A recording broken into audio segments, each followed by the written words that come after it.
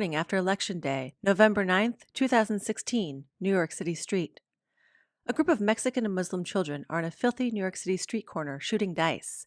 They are dressed in tattered clothes, homeless. The scene is reminiscent of New York City during the Great Depression. One of the children stands up and puts his newsy cap on. He steps away from the game, throws his bag over his shoulder, and walks out into the middle of the street to start working. He begins waving a newspaper around, newsy style. Extra, extra! Trump makes America Great Depression again. Read all about it. Get your morning paper. The greatest Great Depression there ever was. Newspaper begins to spin, stylistically resembling the newsreel of the early 1930s. Highlights of Donald Trump's presidential victory and subsequent acts as commander-in-chief flash across the screen. A newspaper picture of giant ships, rubber dinghies, and bamboo rafts floating in the Hudson River comes into focus. People are diving into the water, fighting to leave. Trump unifies Americans in a common goal. Travel. Tens of thousands of Americans hit the waterways today, seeking amnesty in Syria and Iraq.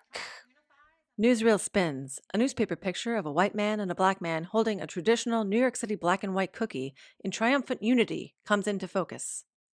Trump encourages unity in the workplace. Seen here in the black and white cookie-making factory where Trump ordered all the cookies to be divided and sold separately. The picture comes to life, showing the two men violently cracking the cookie in two and placing the respective colors on the respective side.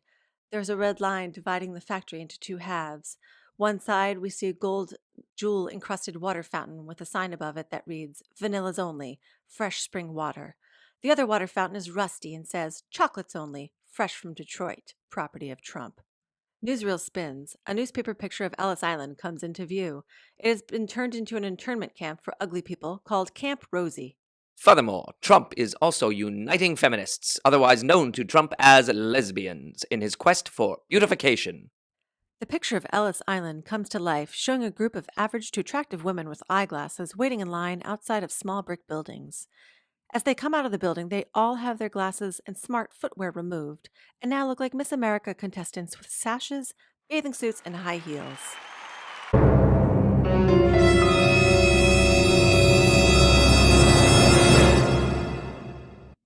Newsreel spins. A newspaper picture of the Statue of Liberty comes into focus. She's been wrapped in gold and is in the midst of having her breasts chiseled. In bigger news, Trump says the biggest lesbian of all, the Statue of Liberty, was in need of a makeover.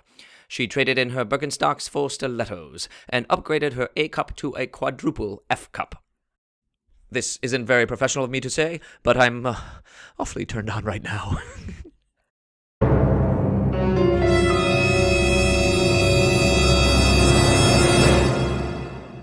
That just about does it for this segment.